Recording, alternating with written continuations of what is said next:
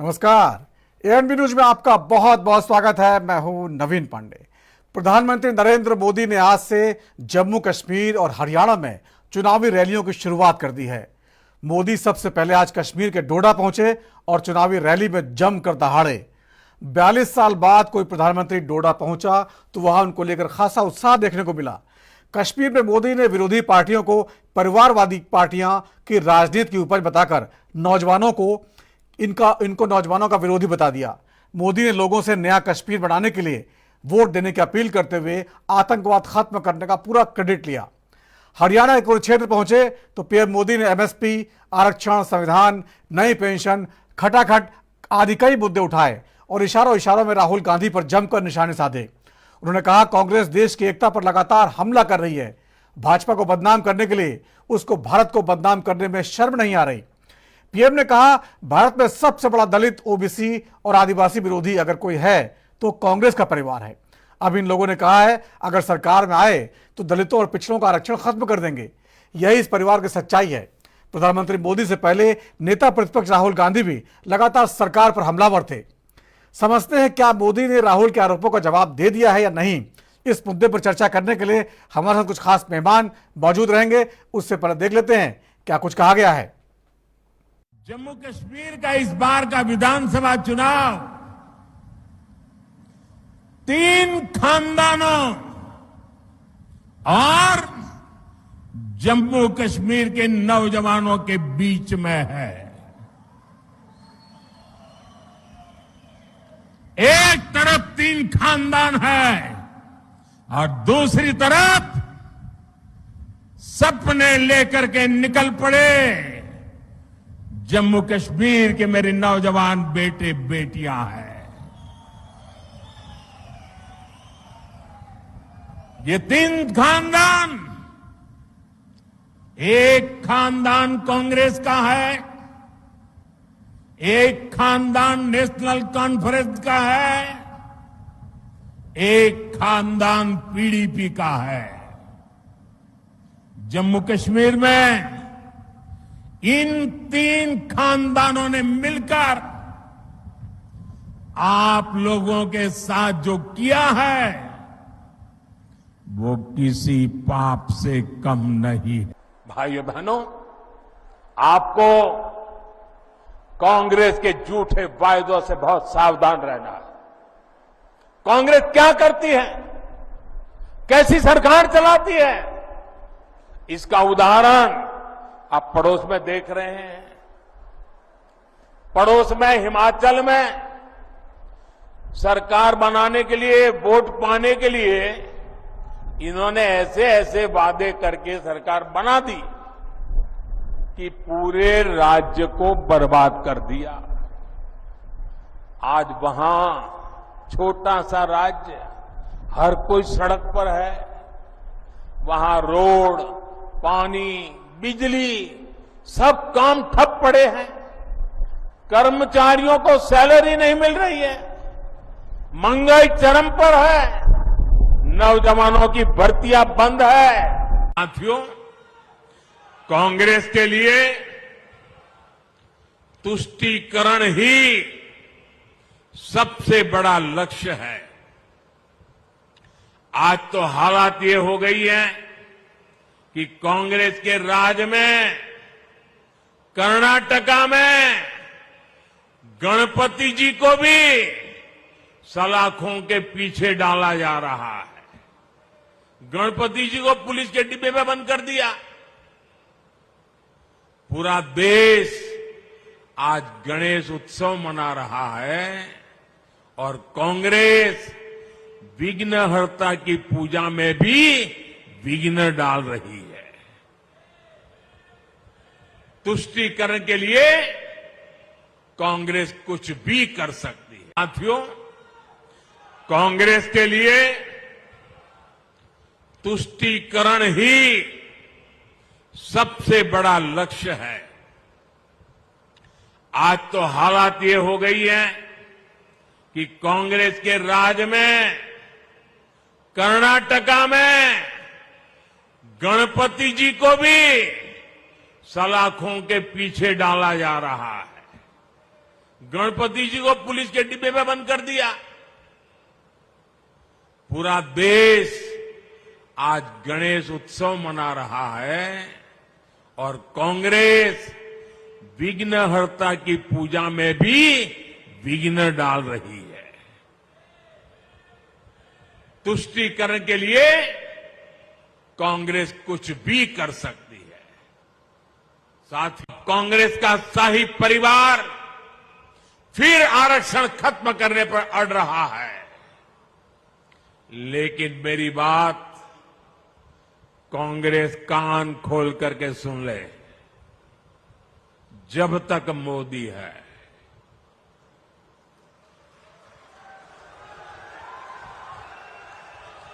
जब तक मोदी है, तब तक बाबा साहब आंबेडकर के दिए आरक्षण में से रत्ती भर भी लूट नहीं करने दूंगा, हटाने नहीं देने दूंगा।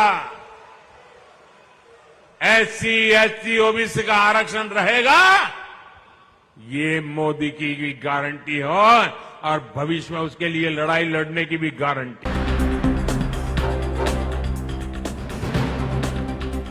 और हरियाणा में अपने पुराने अंदाज में दिखाई दिए। लोकसभा चुनाव के बाद जिस तरह से सियासत बदली है देश की, उसमें प्रधानमंत्री नरेंद्र मोदी लगातार हर आरोपों पर जवाब देते दिखाई दिए। आपको याद होगा कुछ दिन पहले नेता प्रतिपक्ष राहुल गांधी ने कश्मीर पहुंचकर कई बड़े हमले किए थे। उन्होंने कहा था प्रधानमंत्री मोदी वही करते हैं,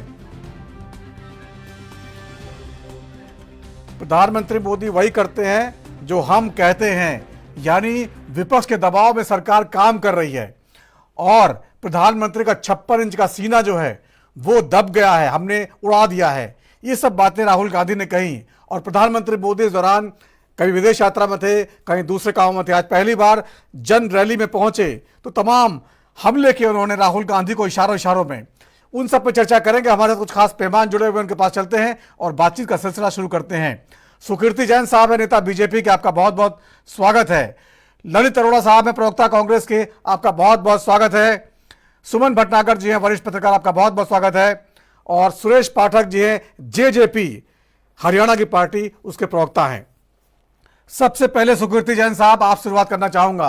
प्रधानमंत्री नरेंद्र मोदी लंबे समय बाद जनसभा में थे, इस बीच राहुल गांधी ने बहुत सारे आरोप उन पर लगाए। 56 इंच का सीना उड़ा दिया है, सुना होगा आपने, कश्मीर में कहा था।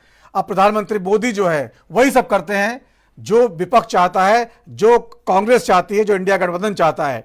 उन्हीं मुद्दों पर बात करते हैं और लगातार सफाई के बोर्ड में रहते हैं। आज जिस तरह से डोडा की चुनावी रैली में और हरियाणा के में जिस तरह से उनका अंदाज था, क्या लगता है आपको प्रधानमंत्री मोदी सवालों का जवाब दे पाए विपक्ष के? पांडे जी, क्या है कि राहुल गांधी जी जो भी बात कहते हैं, ये एक अनुमान लगाकर कि अब मोदी जी क्या कदम उठाएंगे, क्या नीतियों को अपनाएंगे वर्तमान राजनीतिक परिस्थितियों में, और उसको वो पहले तो उल्लेख कर देते हैं। क्योंकि एक क्रोनोलॉजी होती है किसी भी नीति को लागू करने के लिए, राजनीतिक परिस्थितियों को देखते हुए आगे आने वाले समय में क्या संभावित रूप से कहा जा सकता है, इसकी कल्पना करके राहुल गांधी जी पहले बोल देते हैं, फिर कहते हैं साहब मैं वही कर रहे हैं जो मैंने बोला है। और ये कोई अनिवार्य नहीं है कि जो उन्होंने कहा वही मोदी जी कर रहे हैं, ऐसा नहीं है। मोदी जी अपनी नीतियों के हिसाब से, चूंकि केंद्र सरकार के प्रमुख है, नेता है, और अंतर्राष्ट्रीय स्तर पर ये कोई चुनाव इतने महत्वपूर्ण नहीं है कि इन महत्वपूर्ण चुनाव को देखते हुए कोई राष्ट्रीय स्तर, अंतर्राष्ट्रीय स्तर की किसी भी नीति को राहुल गांधी से उम्मीद करके, अपेक्षा करके वो व्यक्त करें। वो वही कहते हैं जो पार्टी का नीतिगत मामला है, वो वही करते हैं जो सरकार का नीतिगत मामला है। अब उससे राहुल गांधी जी की बचकानी हरकत है कि अपने आप से जोड़कर वो पहलवानी दिखाने लगते हैं, सब हमने कहा था इसलिए ऐसा है, जबकि ऐसा कुछ नहीं है। मोदी जी हैं और राहुल गांधी अभी 99 सीट लेकर 1/4 सीट है उनके पास में, 1/4 सीट है। और वो उनके हिसाब से उपलब्धि हो सकती है, लेकिन नेता प्रतिपक्ष की जो जिम्मेदारियां होती हैं, नेता प्रतिपक्ष की गंभीरता होती है, वो सरकार की नीति पर बात करना चाहिए। लेकिन सुकृति जैन व्यक्तिगत साहब, बात नहीं सुकृति करना जैन साहब, आप जो बात कह रहे हैं कि ये देखा आपने लेटरल एंट्री पे जो है यू टर्न मारा, लेटरल एंट्री बंद की आखिर विपक्ष के दबाव में।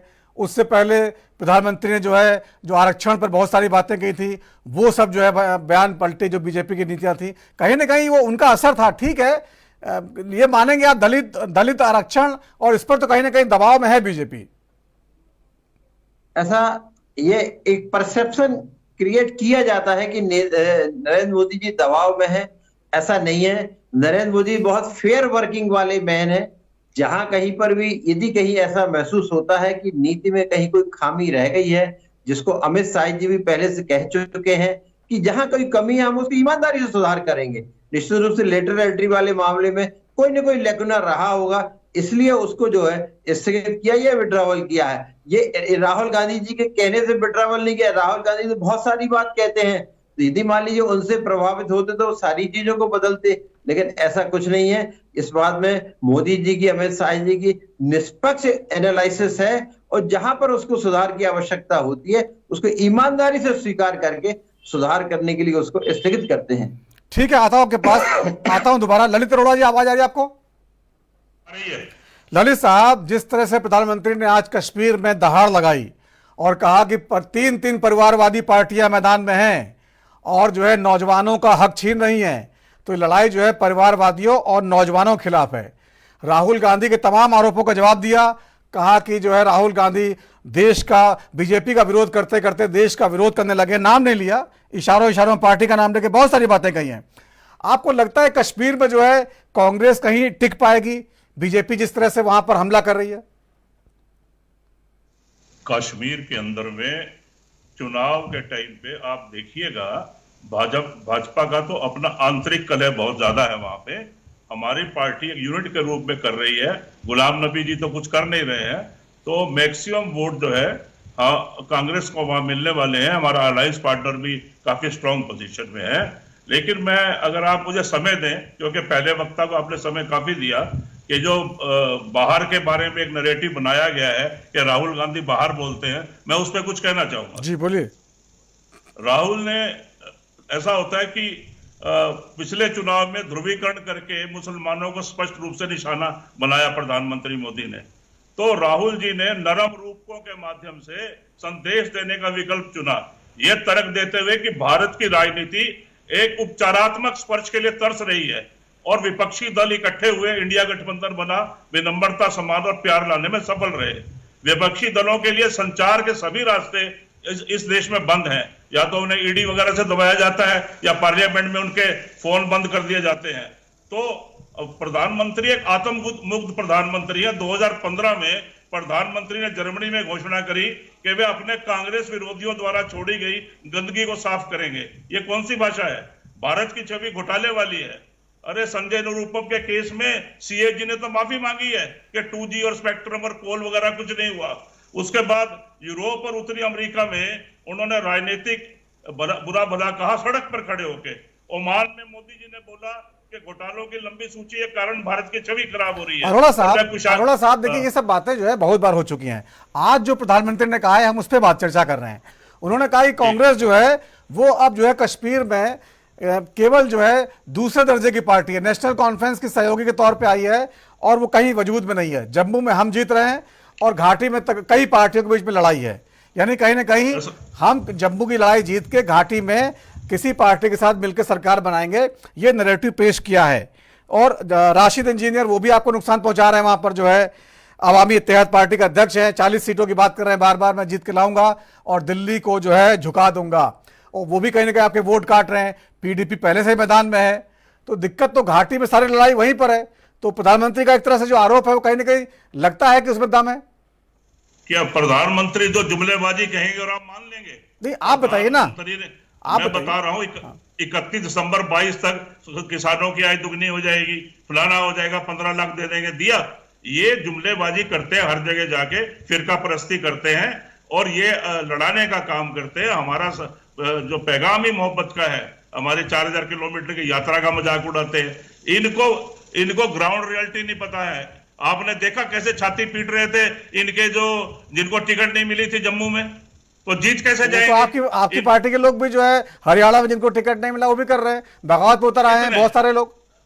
तो हर पार्टी में होता है टिकटों को लेकर। 7-8 लोग नाराज हैं। भाजपा के तो हरियाणा में 300 से ऊपर हैं। अभी करनाल जिले में ही इनके जो है जयप्रकाश गुप्ता जी छोड़ गए, बख्शीश सिंह विर्क छोड़ गए, उसके अलावा राकेश नागपाल छोड़ गए। क्या बात कर रहे हो? हर जिले में इनके main x MLA, improvement trust chairman, MC सब छोड़ रहे हैं। इनके यहाँ तो भगदड़ मची हुई है। हरियाणा की क्या बात है? ठीक है, चलिए मैं दोबारा आऊंगा, एक बयान सबसे ले लेता हूं। सुरेश पाठक जी हैं JJP के प्रवक्ता। सुरेश जी, जिस तरह से हरियाणा में आप लोग पहले बीजेपी के साथ थे, उसके बाद लोकसभा चुनाव से पहले अलग हो गए, इस बार जो है जाट जो है भरोसा करने को तैयार नहीं है जजपा पर। प्रधानमंत्री मोदी ने भी जो आज इशारों में कह दिया कि छोटी पार्टियां जो हैं वो वोट काटने के लिए चुनाव मैदान में हैं। आपको लगता है कहीं मोर्चे लड़ाई में हैं आप लोग? देखिए, मैं ये कहना चाहूंगा, मैंने हर बारी न्यूज चैनल के माध्यम से भी, और हमारे नेता ने भी, जो हमारे नेता हैं दुष्यंत चौटाला या डॉक्टर अजय सिंह चौटाला जी, उन्होंने भी हर बारी जनता के बीच में भी और मीडिया के माध्यम से भी ये बात कही है कि JJP जननायक जनता पार्टी हरियाणा में आज अपने पूरे अस्तित्व में है। लोगों के अंदर जो जननायक जनता पार्टी के प्रति नाराजगी थी वो केवल भारतीय जनता पार्टी के गठबंधन को लेकर। आज की तारीख में जो हरियाणा की जनता है वो इस चीज को समझ चुकी है कि हरियाणा में अगर हरियाणा प्रदेश की जनता का कोई हित कर सकता है तो राष्ट्रीय पार्टियां नहीं, वो केवल जननायक जनता पार्टी क्षेत्रीय दल ही कर सकते हैं।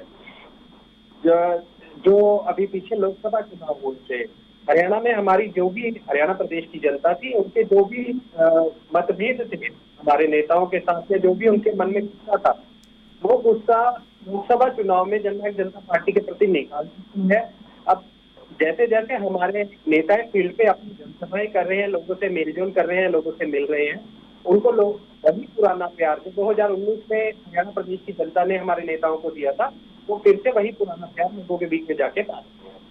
ठीक है, ठीक है, आता हूं। सुमन भटनागर साहब, आपने सारे प्रवक्ताओं की बातें सुनी हैं। कश्मीर की बात कहें, हरियाणा में प्रधानमंत्री मोदी आज पुराने अंदाज में दिखाई दिए। राहुल गांधी बार बार बीच में बोल रहे थे, देखिए हमने झुका दिया है, दबा दिया है, कॉन्फिडेंस उड़ा दिया है, 56 का सीना दबा दिया है।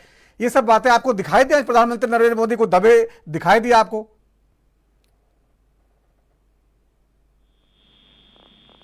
सुमन भटनागर जी, आवाज आ रही है? सुमन जी तक आवाज शायद नहीं जा रही है।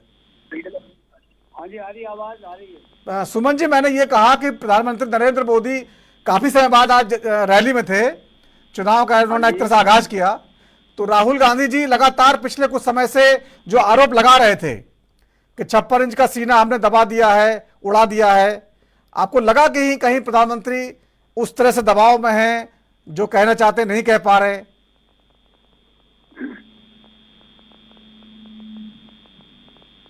जी बोलिए। देखिए, आज प्रधानमंत्री मोदी जी ने जो हरियाणा का GT रोड बेल्ट है वहां से चुनावी शंखनाद की।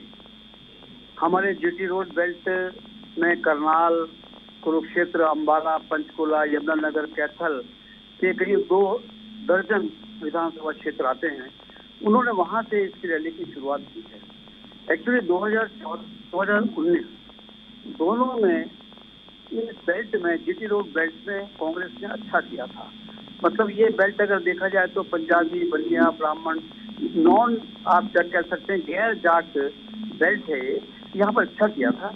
और मुझे लग रहा है कि इसीलिए प्रधानमंत्री की ये कोशिश रही है कि शुरुआत जो है की जाए जहाँ भाजपा का दबदबा ही है।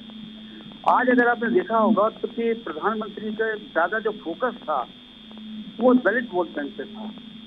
अगर आप 2024 के लोकसभा चुनाव देखें तो भाजपा का दलित वोट बैंक खिसक कर चला गया था कांग्रेस के पास।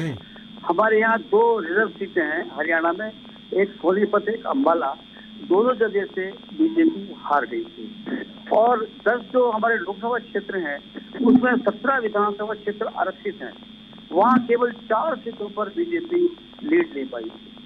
इससे मुझे लग रहा है कि इस बार प्रधानमंत्री ने कोशिश करी है कि दलित कार्ड को पूरी तरह यहाँ से खेला जाए। उन्होंने कहा कि 2005 के गोहाना तक 2012 के मिर्चपुर को भी पूरी ताकत से उठाया, ताकि लोग कि कांग्रेस के समय में भी दलितों के साथ ज्यादती हुई है। उन्होंने नेहरू जी को भी टच किया, उन्होंने कहा आरक्षण विरोधी थे, उन्होंने इंदिरा गांधी पर भी आक्षेप लगाया। उनकी पूरा फोकस ये था कि किसी तरह ये साबित कर दिया जाए हरियाणा में जो है वो कांग्रेस दलित विरोधी है। इस समय भाजपा की बड़ी कोशिश हो रही है कि जो दलित बैंक वोट बैंक उसके हाथ से खिसक गया था, इस बार विधानसभा चुनाव में उस वोट बैंक को फिर वापस लिया जाए।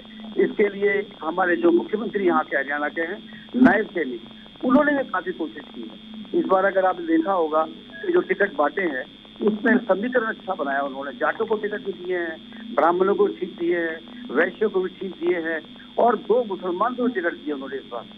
ये बड़ी तो ये बहुत बड़ा समीकरण तैयार किया उन्होंने। मुझे लग रहा है कि भाजपा की कोशिश है कि तीसरी बार सत्ता में आया जाए, जबकि कांग्रेस की कोशिश है कि 10 साल से बनवास में है, वो सियासी बनवास में, बनवास किसी तरह 10 साल पुराना बनवास खत्म कर दिया जाए। जी सुकीर्ति जैन साहब, जिस तरह से ये कहा गया है कि हरियाणा में चुनाव में जो है बीजेपी को जाटों का वोट नहीं मिल पा रहा है, बहुत मुश्किल हो रही है आप लोगों को जो है जाटों को मनाने में, और कांग्रेस की तरफ जाट ज़्यादा झुके हुए दिखाई दे रहे हैं, तो ये बहुत बड़ी दिक्कत आएगी आप लोगों के सामने। भले ही बाकी और दलित वोट जो है लोकसभा चुनाव में खिसक गया था तो वो भी मुश्किल है, 5 सीटें निकल गए थे आपके हाथ से। तो इस बार जो है हरियाणा जीतना इतना आसान नहीं है, प्रधानमंत्री कह जरूर रहे हैं। मैं आपकी बात से इसलिए सहमत हूं कि कांग्रेस के अस्तित्व का प्रश्न है। यदि इस बार कांग्रेस बेहतर प्रदर्शन नहीं करती है तो हरियाणा में कांग्रेस समाप्त हो जाएगी, क्योंकि 3 टेन्योर तक लगातार जब कोई एक राजनीतिक दल शासन करता, दूसरे दलों की संख्या घटती चली जाती है और एक ऐसा दल जिसके केंद्र में सरकार हो।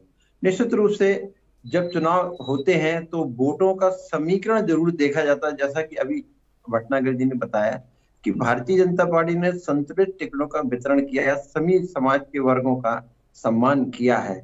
और दूसरी बात यह है कि आप यदि पिछले देश भर के पिछले चुनावों का यदि आप विश्लेषण करें तो आप एक चीज पाएंगे कि कुछ ही स्थानों को छोड़कर राष्ट्रीय दल से जुड़े हुए जो क्षेत्रीय दलों ने मिलकर चुनाव लड़ा है वो दल अवश्य चुनाव जीते हैं, क्योंकि भारत की जनता अब राष्ट्रीय दलों पर ही भरोसा करती है, क्षेत्रीय दलों पर नहीं। तो हरियाणा में राष्ट्रीय दल 2 है, एक कांग्रेस और दूसरी बीजेपी।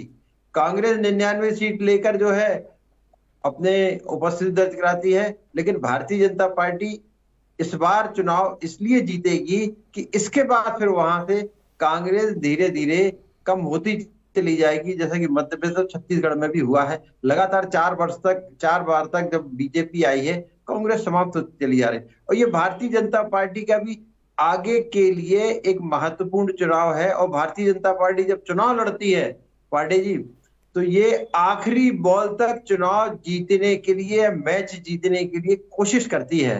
और ये भारतीय जनता पार्टी के प्रति विश्वास है जनता का कि भारतीय जनता पार्टी एकमात्र ऐसी है जो सुनती है। किसानों की समस्याएं थी, किसानों की बात को सुनो, बिल वापस लिया उन्होंने।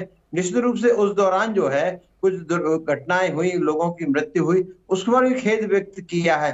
तो भारतीय जनता पार्टी के ऊपर नाराजगी हो सकती है, लेकिन अविश्वास वाली बात कहीं पर देखने को नहीं मिली है। नाराजगी दूर होगी, जो वर्ग है दूसरे निश्चित रूप से भारतीय जनता पार्टी में ही उनको भविष्य दिख रहा है, वो भारतीय जनता पार्टी को समर्थन करेगी। ठीक है अरोड़ा साहब, दलित वोट जो है ये एक तरह से आपकी पाले में आ गया था लोकसभा चुनाव में काफी हद तक, और इस बार शैलजा जी को आपने नाराज कर दिया। शैलजा जी को तो टिकट ही नहीं मिले, जो है उनको लड़ाया नहीं, वो लड़ना चाह रही थी, सीएम बनना चाह रही थी, साफ मना कर दिया कि भाई सांसदों को नहीं लड़ाएंगे, और टिकट भी केवल उनके 7 टिकट मिले उनके कोटे में, सारा कुछ हुड्डा जी को दे दिया आपने। तो ये तो कहीं ना कहीं जो है शैलजा जी नुकसान नहीं करेगा, दलितों में गलत मैसेज नहीं चला गया है? नहीं, पहले तो आप अभी जो पूर्व वक्ता कह रहे थे कि सोनीपत सीट रिजर्व सीट है, सिरसा सीट है, उनको कहिए करेक्ट करें अपना जो है, उन्होंने अपने उद्बोधन में कहा। दूसरी चीज, शैलजा जी कितने मतों से जीती हैं वहां से। दूसरी बात, जब पार्टी ने ये डिसाइड किया कि कोई सांसद चुनाव नहीं लड़ेगा, और उसके बाद ये भी कहा कि फैसला मुख्यमंत्री का हाईकमांड करेगी। तो शैलजा जी किस बात से नाराज है, और आप लोगों को कैसे पता चल गया कि वो नाराज है? कोई उनका मीडिया में बयान नहीं आया, ऐसा उन्होंने कहीं इनडायरेक्टली भी नहीं कहा। उन्होंने जो टिकट मांगे थे अपने समर्थकों के लिए, वो टिकट तो मिले नहीं उनको, केवल 60 टिकट मिले उनको। नहीं, ये आपकी गणना है, हमारी गणना ये नहीं है। सभी कांग्रेसियों को टिकट दिए गए हैं, 89 टिकट, और वो सब कांग्रेसी हैं, और पूरे कर्मठ हमारे कार्यकर्ता है, उनको टिकट दिए गए हैं। आप जो बात कर रहे थे ना कि इन्होंने 9.5 साल में मुख्यमंत्री बदला, हमारे यहाँ भूजल का स्तर नीचे जा रहा था, दादूपुर नलवी के बारे में कुछ नहीं किया। किसानों को इन्होंने 750 किसानों को पिटवाया और मरवा दिया। वहां पे शुभकरण सिंह का मर्डर इन्होंने करवाया। आप ये देखिए, किसान मजदूर, मनरेगा मजदूर, सरपंच, ग्रामीण चौकीदार, सफाई कर्मचारी, खिलाड़ी बेटियां, आड़ती, आशा वर्कर, आंगनवाड़ी में सबको पीटा है इन्होंने, सड़कों पे गिरा गिरा के। आप लोगों ने देखा नहीं, इतने वरिष्ठ पत्रकार हो, आपको पता है कि ये हालत क्या कर रखी थी इन्होंने हरियाणा की। फिर आए सैनी जी का भी बयान सुन लीजिए परसों का। उन्होंने एम्प्लॉइज को क्या बोला? चूड़ी टाइट कर दूंगा। खट्टर ने तो लाठीचार्ज करवाया था, ये तो चूड़ी का मतलब अगर आप समझे तो इसका इतना अश्लील वल्गर मीनिंग है, यानी अपने एम्प्लॉइज को मैं 8 तारीख के बाद देख लूंगा। ये भाषा जो है, ये क्या सभ्य और शालीन भाषा है? और आप कह रहे हैं कि सैनी जी का पीठ थपथपा रहे थे मोदी जी। खट्टर साहब तो गायब ही थे उस पोजीशन से। अगर इतने ही बढ़िया काम करे थे तो खट्टर साहब दिखते वहां पे, उनकी भी तारीफ करते। सच ये है कि हरियाणा की जनता इनके 10 साल के मिस रूल से, दमनकारी षड्यंत्रों से, इनके जनता को तंग करने वाले पोर्टल से और पिटाइयों से, गरीबी से, आपके आरक्षण को इन्होंने खत्म करने की कोशिश करी। ये तो संविधान में धर्मनिरपेक्ष भी हटाना चाह रहे हैं। कौन कहता नहीं हटाना चाह रहे थे? ये तो इनकी सीट्स नहीं आई, और 99 सीट्स और 2 निर्दलीय भी हमारे साथ है। ये तो कह रहे थे 25 सीट से क्रॉस नहीं करेंगे। नैरेटिव बदलेंगे और बदल रहे हैं। हरियाणा में हम 60 सीटों से ऊपर जीत रहे हैं। हमारा जो वोट बैंक 46 पॉइंट समथिंग था लोकसभा में, और 40 सीटों पे आगे थे। आज की तारीख में हमारा वोट बैंक 48 से कम नहीं है, और हम भाजपा को करारी मात देने जा रहे हैं। इनकी संख्या 20 से ऊपर नहीं होने वाली है। क्या बात करते हैं लोग? ठीक है, पाठक जी कह रहे हैं जाट वोट बैंक जो है, आप इस बार आपको भरोसा नहीं करेगा, क्योंकि आपने बीजेपी के साथ दिया था। लगातार कांग्रेस कह रही है कि जो है जाट इनके साथ पिछली बार गलतफहमी में चला गया था, जो 10 सीटें आ गई आपकी। इस बार तो सुपड़ा साफ होने वाला है। मैं तो केवल ये कहना चाहूंगा कि हरियाणा प्रदेश में, या पूरे देश की बात करें अगर, तो धर्म, जाति, क्षेत्रीय दल, ऐसी राजनीति केवल जनता पार्टी और कांग्रेस ही पूरे देश में करती है। अगर वेस्ट बंगाल की बात करें तो वेस्ट बंगाल में तृणमूल कांग्रेस है, क्षेत्रीय दलों से काम कर रही है। अभी यूपी की बात करें, पीछे लोकसभा चुनाव हुए थे तो कांग्रेस ने ही मिलकर क्षेत्रीय दलों के साथ गठबंधन बनाया, इंडिया गठबंधन। ऐसे ही भारतीय जनता पार्टी ने भी 30-35 दल लेके गठबंधन तैयार किया एनडीए का।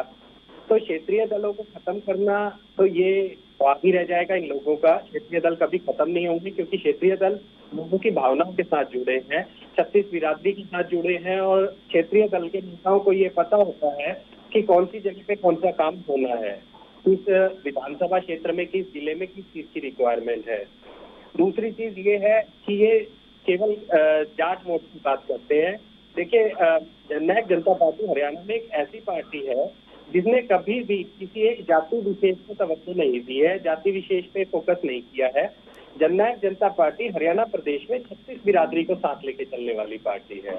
मेरे कांग्रेस के साथी प्रवक्ता कह रहे थे कि शैलजा जी ने कोई आधिकारिक बयान नहीं दिया। मैं कहूंगा, जब सीटों की आपकी कैलकुलेट सीटों की बात चल रही थी, आपके 2500 से ज्यादा आपके पास आवेदन आ गए थे, तो उस टाइम पे शैलजा जी ने बार बार कई सार्वजनिक मंचों से बयान दिया है कि उनके समर्थक ये चाहते हैं कि शैलजा जी मुख्यमंत्री बने।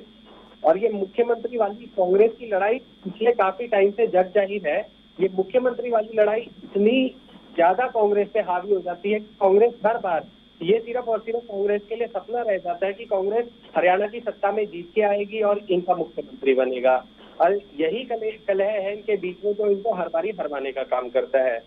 दूसरी रही भारतीय जनता पार्टी की बात, तो भारतीय जनता पार्टी ने आज की तारीख में अगर मैं कहूँ, हरियाणा में भारतीय जनता पार्टी के कई दिग्गज नेता चुनावों की घोषणा के बाद, चाहे वो रामविलास शर्मा जी हो जो इनके पूर्व में प्रदेश अध्यक्ष रहे हैं, चाहे कविता जैन जी हो जो पीछे मंत्री की रही थी, ऐसे ही कई बड़े नेता हैं। करमचंद कंबोज जी हैं, इनके ओबीसी प्रकोष्ठ के पूर्व में मंत्री भी रहे और ओबीसी प्रकोष्ठ के प्रदेश अध्यक्ष भी थे, जहां भारतीय जनता पार्टी ओबीसी चेहरा आगे लाने की बात करती है।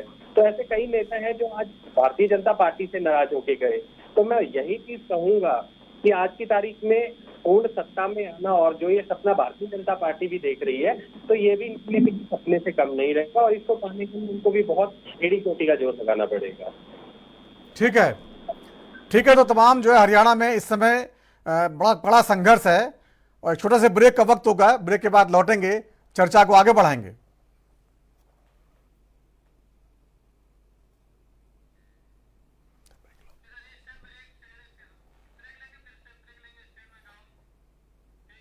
छोटा सा ब्रेक।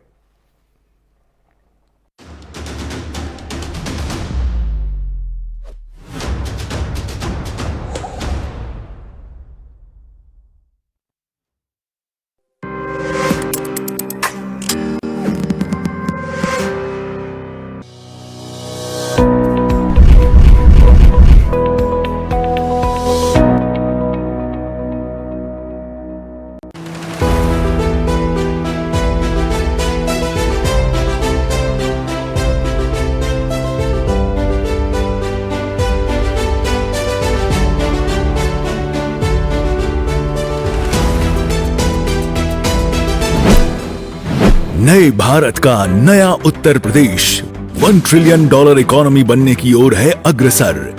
स्थानीय उत्पादों को यूपी इंटरनेशनल ट्रेड शो ने दिया है इंटरनेशनल मार्केट।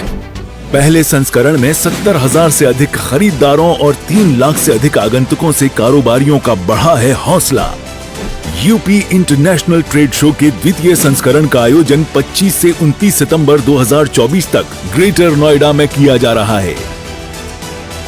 आइए इस वैश्विक व्यापारिक महाकुंभ का हिस्सा बनकर अपने व्यवसाय को दें नई दिशा। UP international trade show, sourcing का अद्वितीय मंच।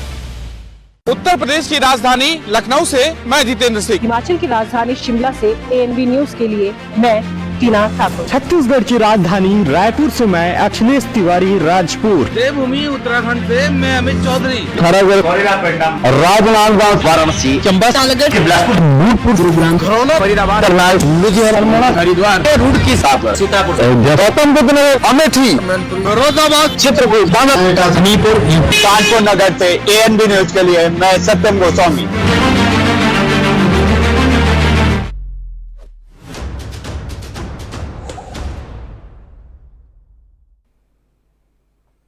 और ब्रेक के बाद राजधर में एक बार फिर आपका स्वागत है। आज प्रधानमंत्री नरेंद्र मोदी ने चुनावी रैलियों का शुरुआत की। हरियाणा में पहले कश्मीर में थे, उसके बाद हरियाणा के कुरुक्षेत्र में उन्होंने रैली की। तमाम जो सवाल उठ रहे थे पिछले कुछ समय से, उसका जवाब दिया है। हमारे साथ कुछ खास मेहमान हैं, उनके पास चलते हैं, बातचीत का सिलसिला शुरू करते हैं।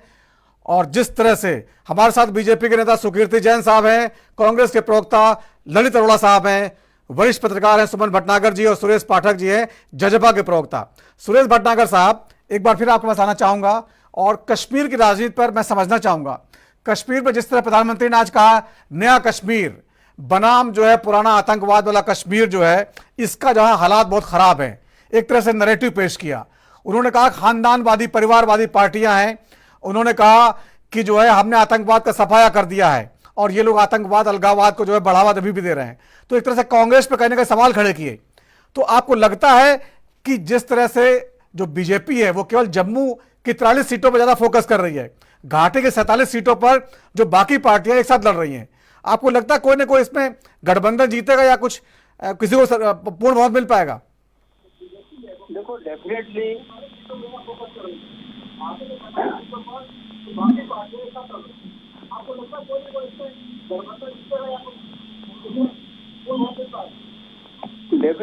में तो भाजपा का थोड़ा वर्चस्व ज्यादा है घाटी के बजाय, क्योंकि घाटी मुस्लिम आबादी ज्यादा है।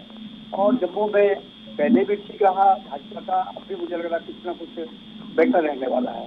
अब जो मुद्दा उठाया वहाँ पर सबसे बड़ा मुद्दा 370 वाला प्रधानमंत्री ने, जो प्रधानमंत्री या भाजपा कहना 370 हटाने के बाद वहाँ एक ऐसा माहौल बन गया है जहां आम आदमी शांति के साथ, आराम के साथ रह सकता है, लाल चौक पे जाकर कोई भी झंडा लहरा सकता है, ये बातें ठीक है, फर्क पड़ा है।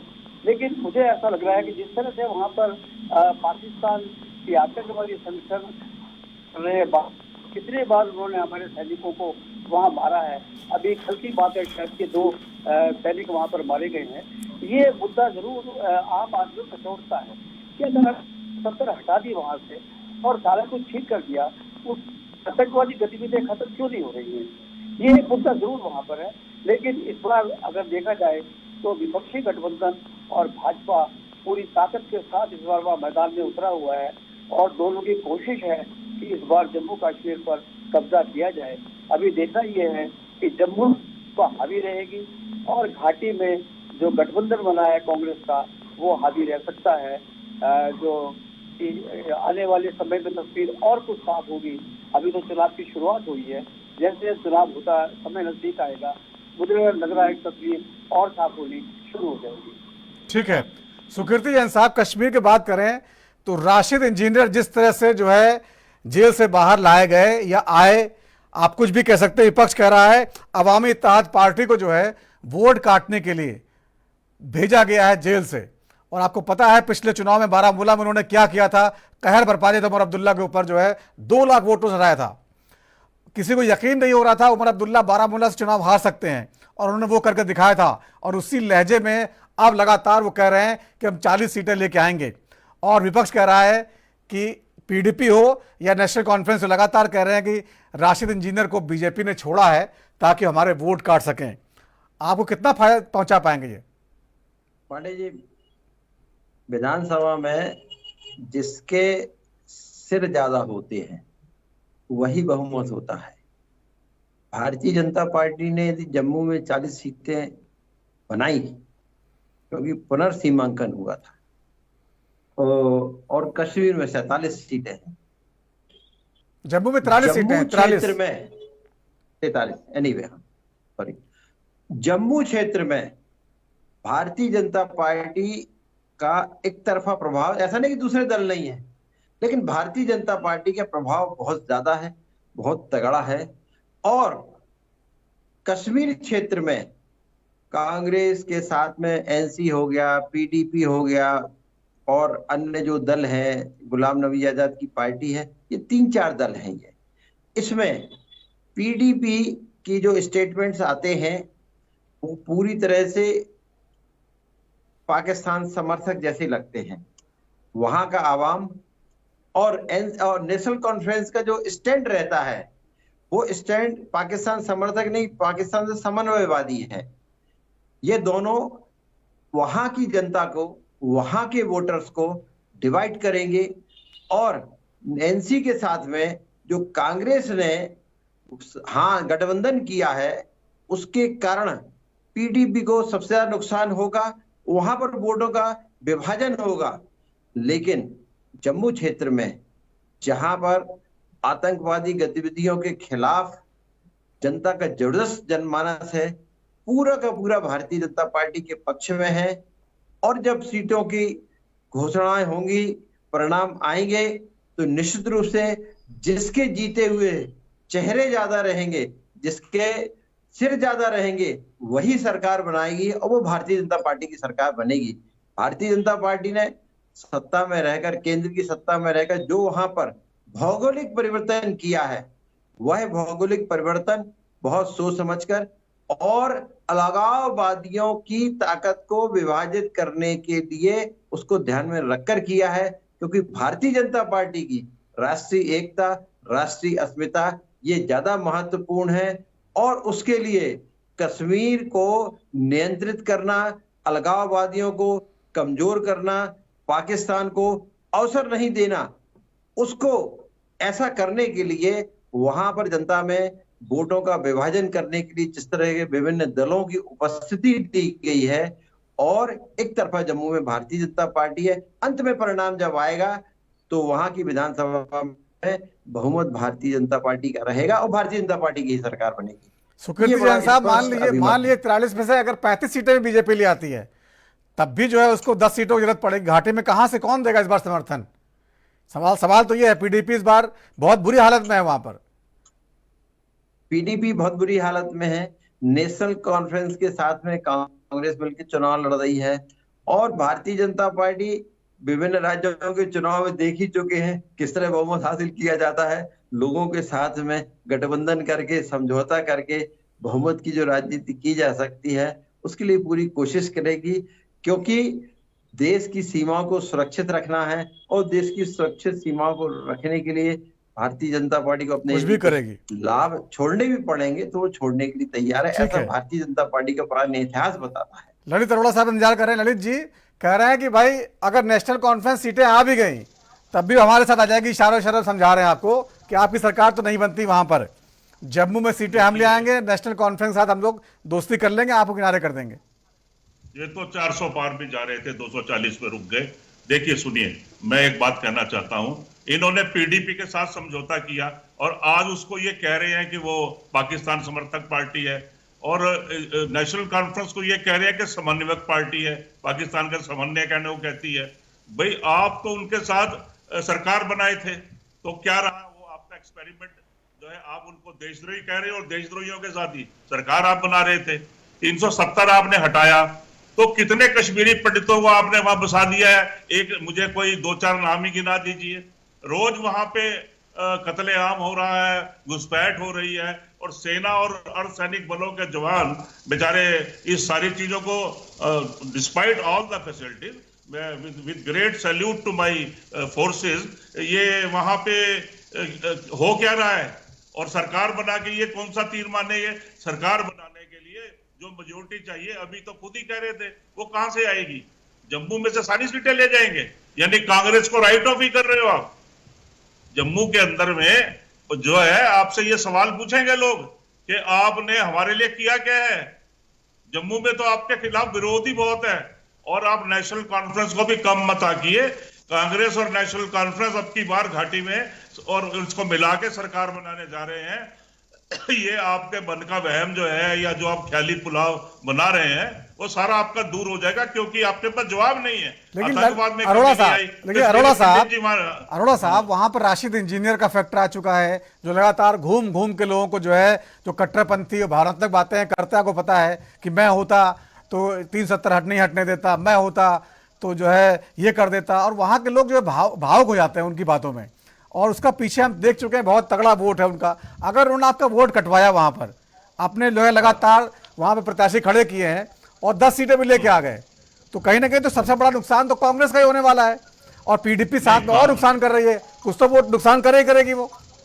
देखिए, आप राशिद इंजीनियर को ये समझ रहे हैं कि बहुत बड़ा वोट बैंक या शहीद आजम हो गए वो। राशिद इंजीनियर स्पेंट फोर्स हो चुके हैं वहां पे, वो पुरानी बातें भूल जाइए। आज कश्मीर के अंदर में लोग जागृत है, पढ़े लिखे हैं, बहुत एजुकेटेड लोग हैं, वो वोटिंग पैटर्न चेंज होगा आपकी बार, ये हमारा दावा है, आप देख लीजिएगा। ठीक है, ठीक है, आप कह रहे हैं वोटिंग पैटर्न चेंज होगा, लेकिन लगातार जो है महबूबा मुफ्ती सवाल खड़े कर रही हैं। अगर मान लीजिए इतना कॉन्फिडेंस था तो उमर अब्दुल्ला 2 सीटों पर चुनाव क्यों लड़े? पहले कह रहे थे हम चुनाव में उतरेंगे नहीं, और फिर उतरे 2 सीटों पर उतरे। ये सब बातें बताती है। राहुल गांधी वहां जाके जिस तरह से ऐलान करते हैं, वो सब भी बीजेपी के सवालों घेरे में है। तो इतना आसान नहीं है आपके लिए। जम्मू की लड़ाई में बीजेपी है और वो लगातार ये बात कह रही है कि अलगाववादियों को कांग्रेस समर्थन दे रही है। बिल्कुल भी नहीं दे रहे अलगाववादियों को। इन्होंने पीडीपी को समर्थन दिया था, इनके टाइम में हालात ज्यादा खराब हुए हैं। एक बात मैं बता देता हूं, अभी इस साल का इनका 10 साल का शासन है, वहां पे एलजी जो लगे हुए हैं उनकी बात कीजिए। आज की तारीख में वहां सेफ्टी बिगेस्ट इशू है, दूसरा रिहेबिलिटेशन बिगेस्ट इशू है, अनएम्प्लॉयमेंट बिगेस्ट इशू है, और साथ ही साथ 370 के बाद कश्मीरी पंडितों को ना बसाया जाना, ये इशू है। बोट्स वालों की अपनी प्रॉब्लम है वहां पे, टूरिस्ट ट्रैफिक कम हुआ है वहां पे। आप बता दें, आंकड़े देख ले, ये चीजें सारी वहां पे पब्लिक देख रही है। सबसे बड़ा होता है किसी भी आदमी को कमजोर करना हो, उसको आर्थिक चोट पहुंचाई जाए। तो आर्थिक रूप से उन लोगों को आय के साधन कम हो रहे हैं कश्मीरियों के, तो वो अब की बार बदलाव के लिए वोट देने जा रहे हैं, और आप देखिएगा। सुकीर्ति जैन साहब कह रहे हैं कि आपने तो कुछ काम ही नहीं किया 5 साल में, जो बैठा रहा मनोज सिन्हा जी को आपने बैठा रखा है, वो राजा की तरह बैठे हुए हैं, उन्होंने सब कुछ बिगाड़ दिया खेल।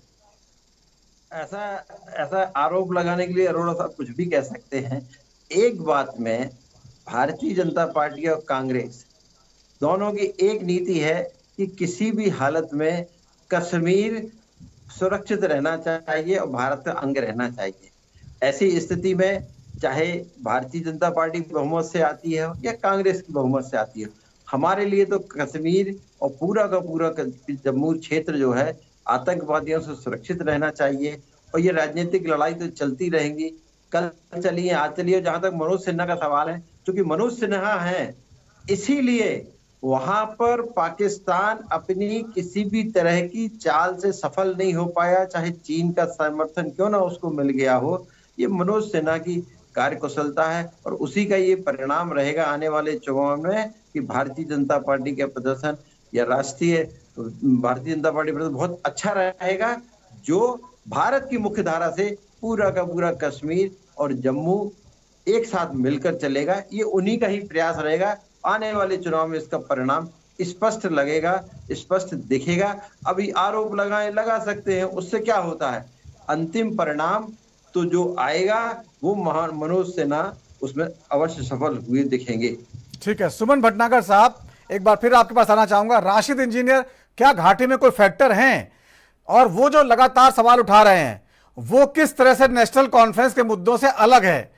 क्योंकि कश्मीर के लोग जो है नेशनल कॉन्फ्रेंस को थोड़ा सॉफ्ट मानते हैं, लेकिन राशिद इंजीनियर खुलेआम ऐलान करते हैं कि मैं दिल्ली जाऊंगा, धरने बैठ जाऊंगा, प्रधानमंत्री से 370 वापस लेके आऊंगा, उनके दरवाजे पर जाकर धरना दे दूंगा, 40 लोगों को जिता के लाऊंगा। ये पिछले 2-3 दिनों में जब वो जेल छूटे हैं तो जाते ही उन्होंने शुरू कर दिया है। आपको राशिद इंजीनियर और नेशनल कॉन्फ्रेंस में क्या अंतर लगता है? देखो, राशिद इंजीनियर जिस तरह से वहाँ पर उन्होंने अपना देश खड़ा किया है और जिस तरह उनके रैली में लोग उमड़ रहे हैं, डेफिनेटली उनका इस चुनाव में बड़ी भूमिका होने वाली है। अब वो राशिद इंजीनियर किसको फायदा करते हैं, किसको नुकसान करते हैं, ये तो देखने वाली बात है। लेकिन इतना जरूर है कि उनकी भूमिका को इस समय नहीं जा सकता। जिस समय एग्रेसिव होकर जिस तरह से वो मसले उठा रहे हैं, 370 के खिलाफ एक बड़ा मुहिम शुरू कर रहे हैं, उससे लगता है कि घाटी में कम से कम उनकी आवाज का असर जरूर होगा। हो सकता है जम्मू में आवाज को बहुत ना सुने लोग, लेकिन घाटी में तो उनकी आवाज का असर होगा और इसका नुकसान नेशनल कॉन्फ्रेंस को होगा या पीडीपी को होगा या कांग्रेस को होगा, ये अभी देखने वाली बात है। ठीक है, सुरेश पाठक जी, हरियाणा पे एक बार फिर लौटते हैं। प्रधानमंत्री नरेंद्र मोदी ने जो है परिवारवाद को लेकर बहुत सारी बातें कही आज, चाहे कश्मीर में कहा हो, 3 परिवार हैं जो राजनीति चला रहे हैं और आपकी पार्टी परिवारवादी पार्टी है। हम सब जानते हैं आपकी लंबा जो है पारिवारिक इतिहास है, वहीं से अलग होकर इनलो से होकर जजपा बनी है। ये क्या हरियाणा में परिवारवाद कोई मुद्दा है क्या? मुझे तो लगता है कि वहाँ केवल परिवारवादी ही सब नेता हैं सारे, कोई किसी का भतीजा है, कोई किसी का चाचा है, कोई किसी का पोता है। अधिकांश जो 90 सीटें हैं उसमें करीब 50 सीटों पर जो है ऐसे उम्मीदवार मुझे दिखाई देते हैं जो कहीं ना कहीं किसी खानदान जुड़ा हुआ, चाहे बंसीलाल जी खानदान हो, चाहे देवीलाल जी का हो। तो आपको लगता है कोई मुद्दा बचा है वहां पर? ये मैं तो केवल ये कहना चाहूंगा कि मोदी जी बहुत ही विजनरी लीडर है, ग्लोबल लीडर है, बहुत ही भारत के नाम की बहुत ही ज्यादा उन्होंने ख्याति भी की है विश्व में। लेकिन आज की तारीख में अगर बात करें, जब मोदी जी 2014 में आए थे और एक सुनामी आ गई थी भारतवर्ष में कि मोदी जी आ रहे हैं और विकास ला रहे हैं, 2014 से लेके आज तक अगर मैं हरियाणा प्रदेश की बात करूं, जो 2014 में सरकार बनी हरियाणा में, वो मोदी जी के ही चेहरे पे बनी थी। लेकिन 2014 से लेके आज 2024 10 साल हो गए हरियाणा में।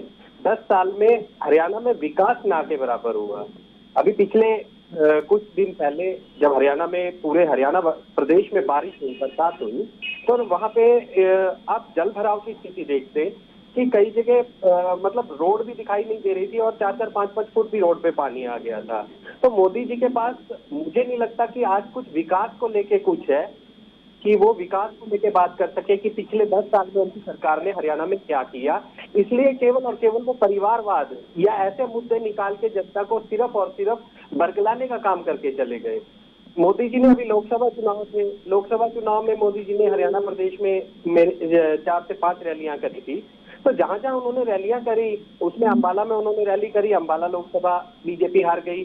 सिरसा में उन्होंने रैली करी, सिरसा में हार गई, सोनीपत रैली करी, सोनीपत में हार गई। तो मैं वही चीज कह रहा हूँ कि मोदी जी का जो फोबिया था हरियाणा प्रदेश की जनता में, वो फोबिया अब निकल चुका है।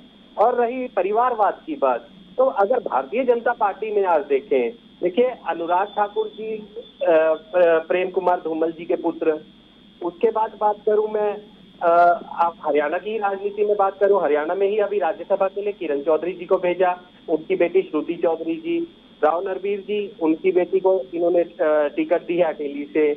ऐसे ही बात करूं अभी कुलदीप बिश्नोई जी हैं, कुलदीप बिश्नोई के बेटे भव्य बिश्नोई को इन्होंने टिकट दी। तो भारतीय जनता पार्टी में परिवारवाद कहाँ पे नहीं है? भारतीय जनता पार्टी भी आज उसी परिवारवाद में घिरी हुई है। तो ऐसा नहीं है कि परिवारवाद कहीं पे मुद्दा है। देखिए, सेवा करने के लिए, किसी परिवार से सेवा करने के लिए अगर लोग आगे निकलते हैं, आगे आते हैं, तो उसको परिवारवाद नहीं कहा जाता। उनकी सेवा और उनका देशभक्ति उस चीज में देखनी चाहिए। तो ये केवल और केवल मुद्दों से भटकाने के लिए ये बयान दिए जाते हैं, और मेरे ख्याल में आज मोदी जी भी यही करके गए हैं हरियाणा की धरती पर। बिल्कुल, सुकीर्ति जैन जी इतना सही कह रहे हैं वो। अगर कश्मीर में आप कहें तो 3 खानदानी पार्टी है चुनाव मैदान में है, हरियाणा में आपको हर जगह परिवार है, और वहां आप जो है पता ये मुद्दा नहीं चलेगा, वहां नहीं कहते आप। आपके तो पूरे पार्टी में भी लोग, बहुत सारे लोग जो है अगर ढूंढे जाए तो परिवारवादी हैं। तो ये कैसी मतलब राजनीति है? क्या है कि भारतीय जनता पार्टी की जो आइडियोलॉजी है वो व्यक्ति आधारित नहीं है, वो दल आधारित है और दल के सिद्धांत आधारित है। अब इसमें भारतीय जनता पार्टी की जो नीति है नेतृत्व पैदा करने की, कोई भी व्यक्ति न किसी को रोकते हैं न किसी को प्रोत्साहन करते हैं। जिसमें योग्यताएं हो, चाहे अनुराग ठाकुर हो चाहे कोई भी हो, वो भारतीय जनता पार्टी की युवा शाखा से लेकर सांसद और मुख्यमंत्री तक पहुंच जाते हैं। खट्टर जी भी खुद भारतीय जनता पार्टी के संगठन मंत्री थे। तो ऐसा नहीं है कि भारतीय जनता पार्टी में सुकीर्ति जैन साहब, राहुल गांधी भी तो पिछले 20 साल से राजनीति कर रहे हैं, कितनी बार सांसद रह चुके हैं, अभी नेता प्रतिपक्ष तक पहुंच चुके हैं, पार्टी को आगे बढ़ा रहे हैं। बार बार उन पे परिवारवादी का हमला करना कि 3 खानदानी पार्टियां चुनाव मैदान में है, तो ये कहीं ना कहीं अपनी ही बातों को उलटने हो जाता है।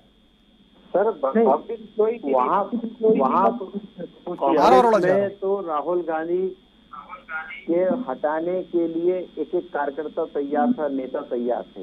तो नेता वो कांग्रेस से अलग हट गए, राहुल गांधी नहीं हटे, क्योंकि उनकी माता जी भी राजमान थी है। तो ये जो है ये परिवारवाद का एक पुख्ता सबूत है। भारतीय जनता पार्टी में यदि किसी के पक्ष में कार्यकर्ता नहीं है, जनता नहीं है, तो किसी भी बड़े पद पर क्यों ना हो उसको पद से अलग कर दिया जाता है। यहाँ पर नीति है। और दूसरे बात करेंगे तो हरियाणा में भी जो है ना, वहाँ पर नेता से नेता पैदा हुए। यदि वहाँ पर जो किसी भी दल का क्यों ना हो, वो नीचे से जो उठकर आता है तो उसकी एक सीमा रहती है, उस सीमा से ऊपर नहीं जा सकता है, लेकिन ऊपर वही आएगा जो ऊपर से स्टाइल से नीचे गिरेगा आके। ये फर्क है भारतीय जनता पार्टी और अन्य दलों में। और जो है राहुल गांधी तो ऊपर से आए हुए हैं, इसलिए जो है वो, और जो उनको विरोध करने वाले जो पार्टी से बाहर हो गए। तो इसको आप समझ सकते हैं कि जो जमीनी कार्यकर्ता है उसकी मजबूरी है कि उनको समर्थन करना है, और यदि वो समर्थन नहीं करते तो बाहर हो जाते हैं जाते। अरोड़ा जी को ये आपकी परिभाषा समझ में नहीं, अरोड़ा जी कुछ कहना चाह रहे हैं, बोलिए सर।